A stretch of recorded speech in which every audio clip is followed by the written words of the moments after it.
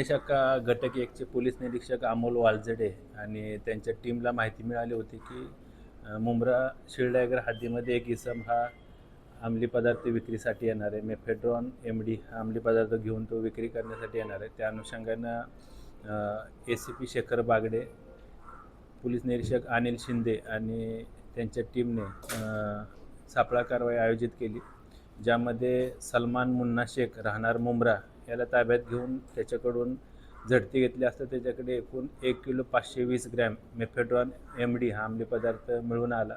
कायदेशीर कारवाई करून त्याला अटक करण्यात आलेली आहे.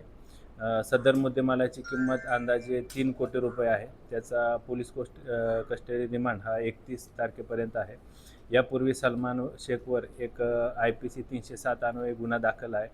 सदर गुन्ह्याच्या तपासामध्ये सलमान शेखनं हा MD मेफेड्रॉन अंमली पदार्थ ज्या व्यक्तीकडून घेतला होता किंवा ज्या व्यक्तीकडून त्यानं परचेस केला होता तो व्यक्ती देखील तपासामध्ये निष्पन्न झालेला आहे. त्याच्याकडे आम्ही अधिक तपास करत आहोत. त्याचबरोबर तो MD मेफेड्रॉन अंमली पदार्थ कोणाला विक्री करणार होता या अनुषंगाने देखील आमचा तपास सुरू आहे. अजून त्याची बॅकग्राऊंड काय असेल? आरोपीवर यापूर्वी एक 307 खुनाच्या प्रयत्नाचा गुन्हा दाखल आहे.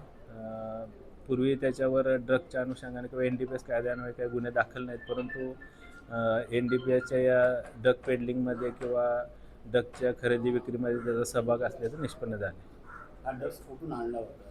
ड्रग ज्या व्यक्तीकडून आणला होता तो व्यक्ती देखील तपासामध्ये निष्पन्न झालेला आहे. त्या व्यक्तीकडे आम्ही अधिक तपास करत आहोत. अजून आरोपी असण्याची शक्यता आहे? अजून आरोपी निष्पन्न होऊ शकतात, कारण या ड्रगच्या खरेदी विक्रीमध्ये इतरही काही इसमांचा सहभाग असल्याचं तपासात निष्पन्न झालं आहे. पोलीस कस्टडी किती आहे? 31 तारखेपर्यंत.